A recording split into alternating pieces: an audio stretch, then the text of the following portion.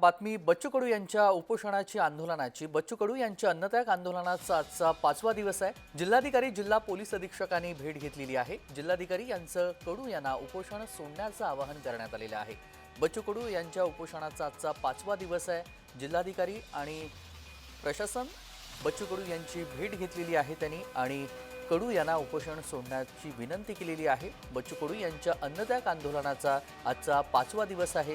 गेल्या 4 दिवसांपासून शेतकऱ्यांच्या विविध मागण्यांसाठी, शेतकऱ्यांना नुकसान भरपाई देण्यासाठी बच्चू कडू यांनी अन्नत्याग आंदोलन सुरू केलेलं आहे, उपोषण सुरू केलेलं आहे, ज्याचा आज 5वा दिवस आहे। सुरेंद्र आखोडे आपले प्रतिनिधी जोडले गेलेले आहेत। सुरेंद्र, बच्चू कडू यांच्या आंदोलनाचा आजचा 5वा दिवस आहे। जिल्हाधिकारी आणि प्रशासनाने देखील त्यांची भेट घेतलेली आहे, उपोषण सोडण्याची विनंती केलेली आहे। आजचा दिवस बच्चू कडू यांचं कसं असणार आहे आणि गेल्या 4 दिवसामध्ये काय घडामोडी घडलेल्या आहेत? नक्की खरं तर आजच्या बच्चू कडू यांच्या अन्नत्याग उपोषणाचा आजचा 5वा दिवस आहे। एकंदरीत शेतकऱ्यांना सरसकट कर्जमाफी मिळावी, इतरही अशा 17 मागण्या घेऊन ते अन्नत्याग आंदोलनासाठी उतरलेले आहेत आणि त्यांची प्रकृती जर बघितली तर आजची प्रकृती बिघडलेली आहे। त्याचं वजन जे आहे ते 5 किलोने कमी झालंय।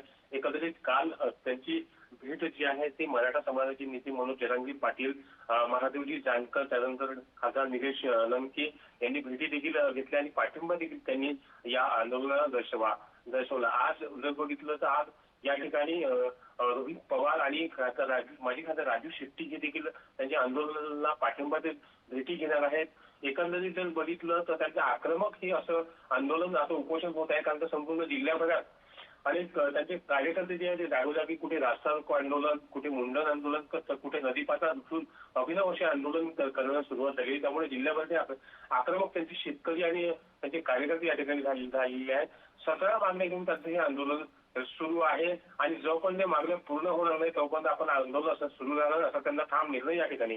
काल जर बघितलं तर रात्री उशिरा जिल्हाधिकारी आणि पोलीस अधीक्षकांनी त्यांची भेट घेतली, उपोषण मागे घेण्यासाठी विनंती केली। मात्र बच्चू कडू आपल्या निर्णयावर ठाम आहेत। सरकारकडून अद्यापर्यंत कुठल्याही प्रकारचा त्यांना ठोस आश्वासन या ठिकाणी मिळालेलं नाही आहे।